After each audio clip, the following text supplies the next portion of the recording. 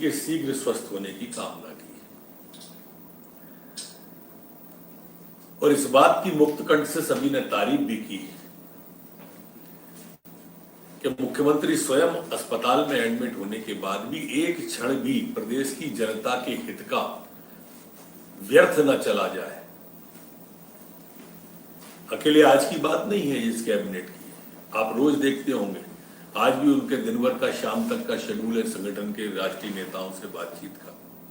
कल भी आपने देखा कोरोना से संबंधित बात, खुद स्वयं कोरोना से ग्रसित हैं, पॉजिटिव हैं, लेकिन प्रदेश के किसी भी व्यक्ति की मौत न हो जाए इस बात को चिंतित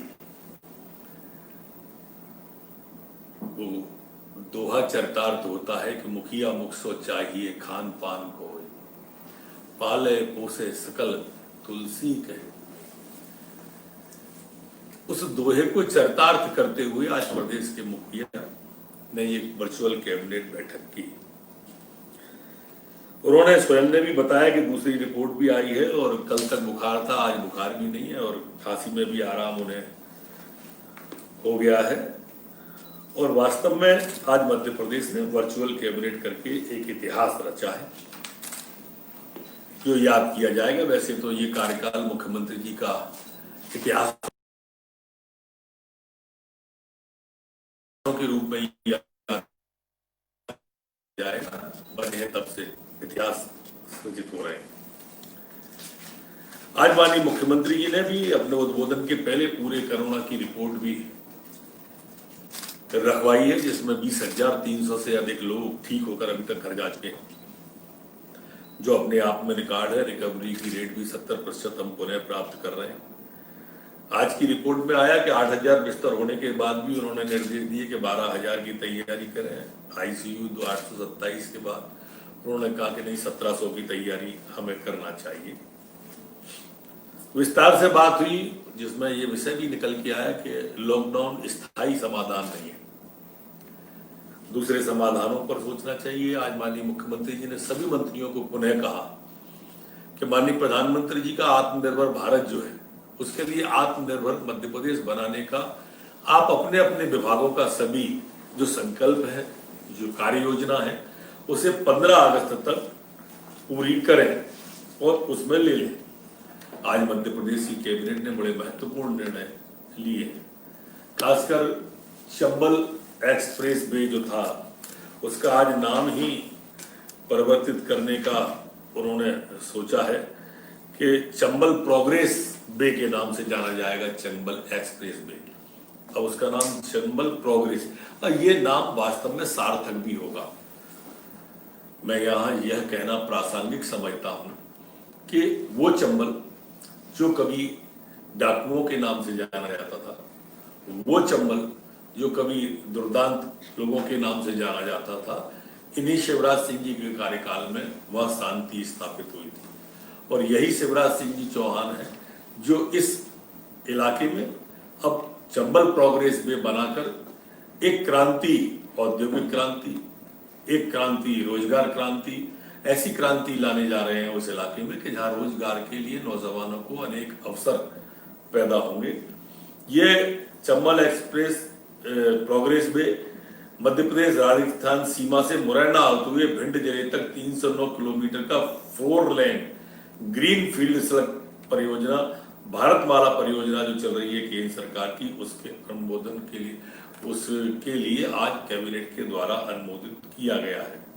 इस परियोजना हेतु राज्य सरकार निःशुल्क भूमि उपलब्ध कराएगी।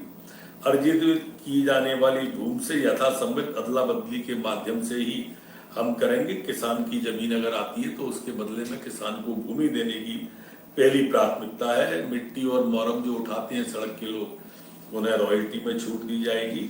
भू अर्जन वन प्रबंधन को छोड़कर NHAI से प्राप्त किया जाएगा और सभी उसके बाद में स्वीकृतियों के बाद इसका प्राकलन तैयार हुआ। आज एक अन्य निर्णय में महत्वपूर्ण निर्णय हुआ है, जो मुख्यमंत्री ग्रामीण पथ विक्रेता ऋण योजना को भी आज कैबिनेट के द्वारा मंजूरी दी गई है। यहां मैं आपको थोड़ा पीछे ले जाकर ये भी बताना चाहूंगा आपके माध्यम से आमजन को कि प्रधानमंत्री स्वनिधि योजना एक जो चल रही थी, उसके बाद इसे और नीचे उतारा है। वो नगर पालिका नगर निगम तक थी, उन्होंने ये नगर पंचायत और ग्राम पंचायत तक इसको लेके गए हैं, इसमें हमारे गांव के अंदर काम करने वाले छोटे छोटे बढ़ई हैं, कुम्हार हैं, लोहार हैं, हाथ ठेला वाले, ठेले वाले, खोमचे वाले, सब्जी वाले, नाई हैं, इन सब के लिए 10,000 रुपए तक के ऋण की व्यवस्था और इस ऋण के ब्याज की व्यवस्था, और अगर वो समय पर ऋण चुकाएगा तो अगले साल दुगनी 20,000 की व्यवस्था। इस तरह की योजना है। आज मुख्यमंत्री जी ने चर्चा में ये भी कहा कि नगर पंचायत, ग्राम पंचायत अथवा जनपद पंचायत के स्तर पर सभी जगह पे वहां के प्रभारी मंत्री और स्थानीय मंत्री जो थे, ये सब लोग एक कार्यक्रम करके ये बांटेंगे। अभी तक इस योजना के अंदर हमारे पास में 8,56,697 आवेदन आ चुके हैं, जिनको कि ये कार्यक्रम करके देना। इनमें 64% महिलाओं के और अधिकांश फल फ्रूट विक्रेताओं के हैं, 4 लाख से अधिक। बाकी ये पिछड़े हैं, एचसी के लोग ज्यादा है। उनको ये मुख्यमंत्री ग्रामीण पथ योजना को आज कैबिनेट के द्वारा मंजूरी दी गई है। हमारे समय में 22 नगर परिषदें बनाई गई थी जब माननीय शिवराज सिंह जी 3 का कार्यकाल था। उस 22 नगर पंचायतों को कांग्रेस की सरकार आई तो उस कांग्रेस की सरकार ने उन्हें नगर पंचायत से हटा के फिर ग्राम पंचायत कर दिया था। आज कैबिनेट के द्वारा उन्हें फिर नगर पंचायत में बहाल किया है। सिर्फ एक स्थान 22 में से एक केवलारी के लिए माननीय मुख्यमंत्री जी ने नगरीय प्रशासन मंत्री जी को उन्हें एक बार सम्मानित जनप्रतिनिधियों से चर्चा करने को कहा है। 21 की स्वीकृति हुई है और उसके बाद में इन 22 की स्वीकृति हो जाएगी। प्रधानमंत्री फसल बीमा योजना पूर्व की तरह भी इस बार भी 2020-21 से रबी और 20-22 से लागू करने का खरीफ का और रबी का तय किया है। इसी तरह से 3 वर्ष के प्रीमियम जो 6,305 करोड़ एवं प्रशासनिक व्यय 189.15 करोड़ जो वित्तीय भार आया था, इस योजना के लिए 12,799.15 करोड़ को वित्तीय आकार जो आंकलित है। निविदा खुली निविदा से बीमा कंपनी का चयन होगा। स्केल ऑफ फाइनेंस की 6% राशि योजना अंतर्गत बीमित राशि मान्य की जाएगी। एक बहुत कैंपा योजना बोलते हैं, CAMPA कैंपा योजना जो फॉरेस्ट विभाग की है, आज उसको भी मध्य प्रदेश की कैबिनेट के द्वारा मंजूरी दी गई है।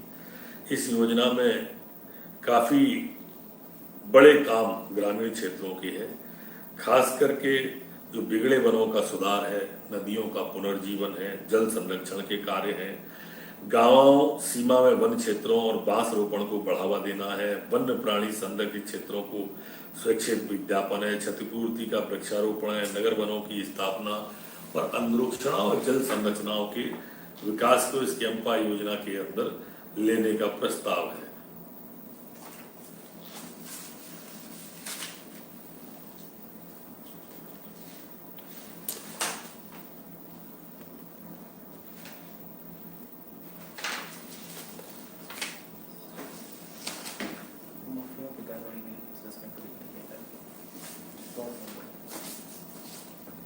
इसको कट कर दो पहले।